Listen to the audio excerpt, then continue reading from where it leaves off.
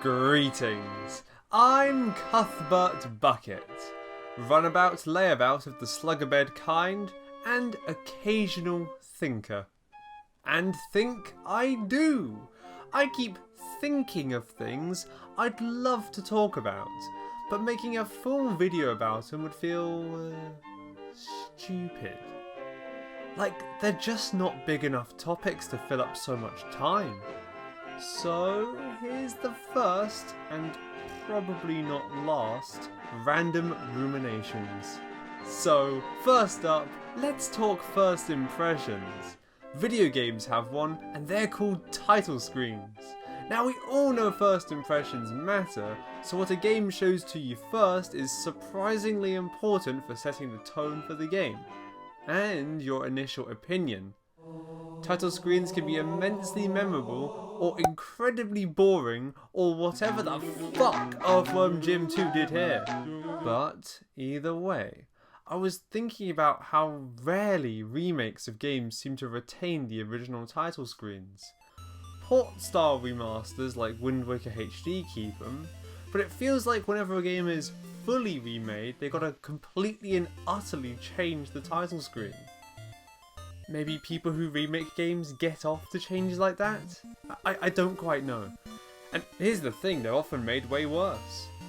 I mean, I know it's a 3-pack, but couldn't Insane Trilogy have remade the title screens once you selected the game on the main title? The PS1 title screens for Crash games are insanely memorable. I guess the reason is because it's a trilogy pack, they wanted to stick to just the main one, or something. Like, they wanted to give off the same vibe of how it says the titles, but it doesn't hit the same without it being timed up to all the cinematics. But even remakes of singular games don't seem to do it all that often. The Nintendo remakes made by Grezzo are a harsh exception.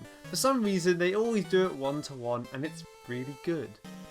But for every Grezzo remake, there's a Shadow of the Colossus, a Ratchet & Clank, a Pac-Man World repack, a medieval... Oh, wait, this one's actually perfect. Oh. Well. Changing the title screen feels like a slap in the face to me. Like, you're the ones remaking this game, right? The idea is you pay respect to the genius of the original title, as the people who made that are the ones who did the heavy lifting on the concept. What makes you think you should change it? You think you're that good? Pac-Man World's PS1 title screen is nothing insane, but it's very fun and pleasing and doesn't chuck you with an end-user license agreement that's super unintuitively laid out. Beyond that, repacks just has less stuff happening, and it's less distinct. The Ratchet & Clank one is really bad. Massive downgrade. The original one is quiet and set just before the events of the game are set in motion. It's cool and subtle, the calm before the storm. The new one has overly loud, stupid music, and it's just a logo on a dumb space backdrop with the new TM Ratchet & Clank logo, which doesn't look as good. Too shiny and new for the gritty look the game should have. The Shadow of the Colossus remake title screen is insulting. Bluepoint really thought they were artists with this one. Grey sky, boring ass logo that misses the subtle towering effect the original had. The wide shot of the huge bridge is completely gone. Instead, once you're past Snore City, it's a close-up of the iconic temple. Which, not terrible, but the ugly grey sky makes the world look boring. It's like London on a good day. Either way, it's more steps to fail to accomplish what the original did in one. But hey, I've got more to talk about regarding that game later. So let's cut the crap and cup our heads. This section of the video is a bit more conspiratorial. Yes, a Cupspiracy.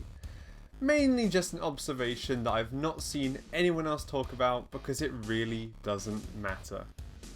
Right, so I've always been fascinated by the equip card art in the game. Mostly for Cuphead. Why the fuck is it so badass? Why is he drawn so awesome here? He has the sort of look that you'd see on cartoon posters of the 30s where they announce which cartoons they play. Mugman, whilst not as badass as Cuphead, is drawn in a very appealing way here. They're like both perfect on the equip cards. Well, Cuphead is a game with an infamously long and strange development time, and my theory is that the Cuphead equip card looks so cool is because it's something they drew really early. If you look at early Cuphead trailers, there's a strangely different direction the game seems to be going for. Cuphead's seemingly more morally grey, and the two mugs pouring what appears to be alcohol into their heads. At one point in development, the game appeared to be even darker in tone, and I reckon that some people on the team wanted to liven it up a bit a few years into the game's creation. And, well, you can't redraw everything, can you? They haven't got the time or budget for all that. So, a lot of the foundational stuff was made with a darker, more morally grey Cuphead in mind. Want further evidence, in inverted commas? Well, the way the two characters grin whilst shooting their weapons isn't exactly friendly. Also, in the early version of the game, Mugman's singular boss intro animation was him drinking from his head, which made a hell of a lot more sense when it was alcohol instead of their soul. The two characters' basic movement animations would have been drawn super early on in development. My final piece of evidence, and also why I think the lightening of tone was a publisher thing, is that the recently released DLC is way darker than the base game, despite the base game having the devil. Since being unshackled and basically allowed to do whatever they want, they put alcohol in Bootlegger Boogie, a really creepy angel/devil fight, and the honestly terrifying Chef Saltbaker. And on this note, it's interesting how they're kind of doing this art style change again. Since the DLC came out, I noticed they loved drawing Mugman with this weird top teeth grin. The first time he did this face was in a few of the animations added in the Nintendo Switch Quality of Life update, which is interesting because they'd already started work on the DLC by that point. They insidiously inserted this iconic incisor imprint upon the game because it looks kind of weird and out of place compared to his old style smile that he does while shooting. Isn't it wild how they've been making Cuphead for so long that 3 subtly different art styles exist within the same game? Speaking of 3, here's the third and final rumination for today.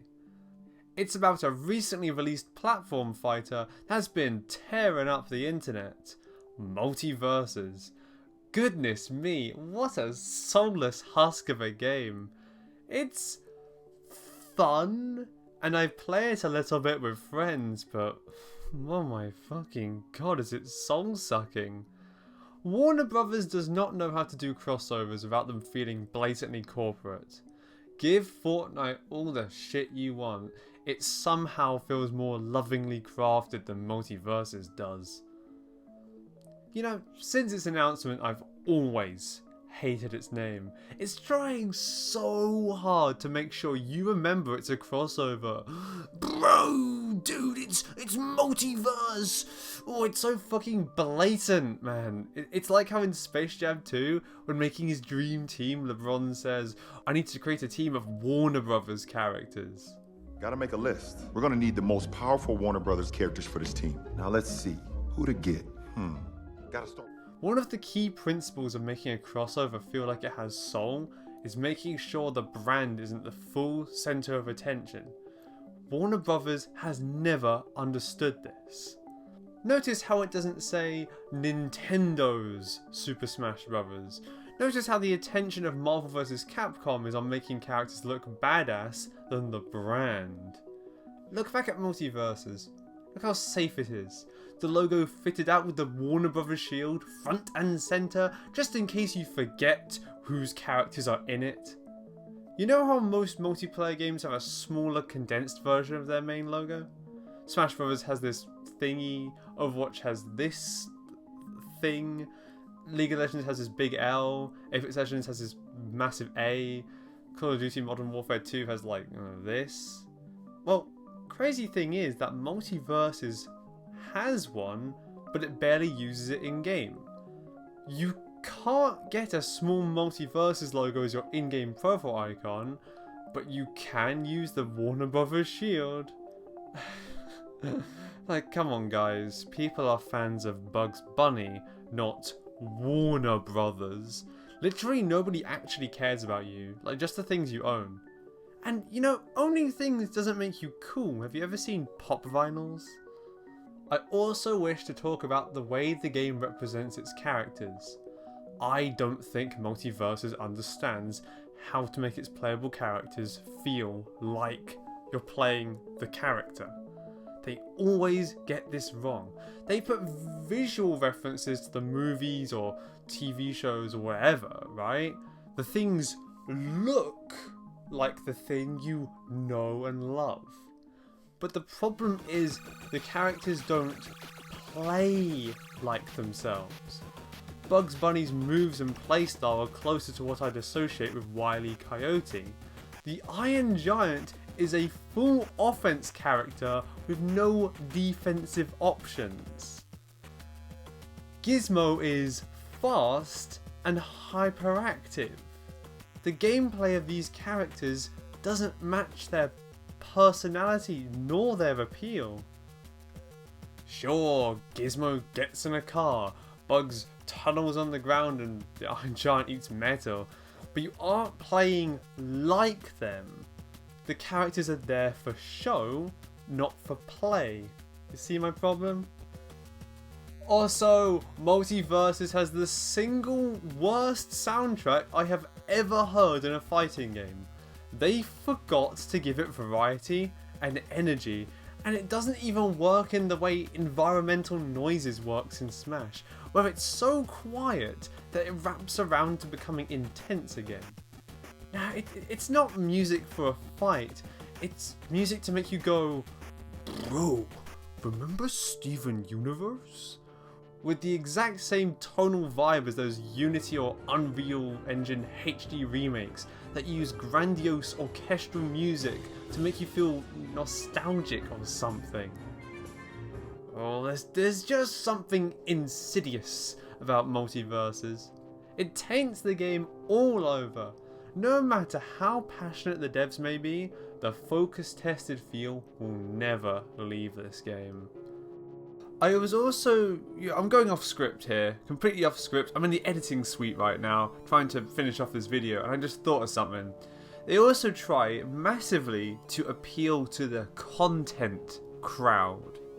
You know, the lot who are like, oh, yes, adding a guy every 2 weeks, yes, so much content, so much added.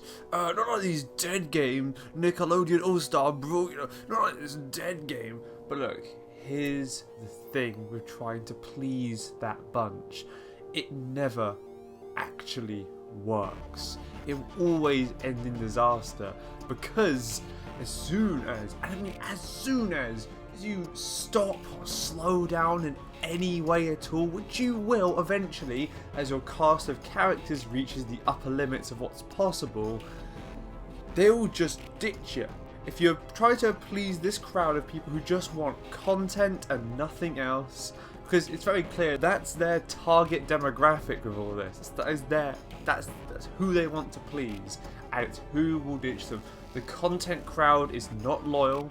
They may spend a bit of money, but they'll hop to the next big thing. And if you can't be as soon as you can't be the big thing anymore, you're fucked.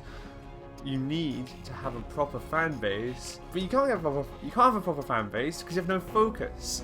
because just multiverses, you know. So basically, what I'm saying is, I think this thing is on a ticking time bomb that's just going to die at random. It's going to completely die. I mean, if I go on YouTube, I'm making this video on YouTube, I was searching up clips of the game. I found so many videos going, Multiversus is dead now, Multiversus is dead. And I'm like, hang on. What? What do you guys mean it's dead? It's not been out for that long. It's been adding new It's literally been adding new characters. They're already See, this is where you can't please these people. People who just want content, they won't be pleased ever with anything. It's absolutely ridiculous. Also, the end of this video used to have a thing about the Warner Brothers Discovery thing, and it felt really dated, but, you know, it was relevant when I was writing the script and recording the narration. Because I thought that's how Multiverses would die. I thought it'd be killed off by the merger, but that's kind of in the past now. Rest in peace to the poor creatives that got their stuff ruined. Well, that's all, folks. I hope I don't cancel this video partway into its creation. Haha! I think you can see why I couldn't do full videos on these topics, right? Well, I hope to make something that's more substantial soon. Bye!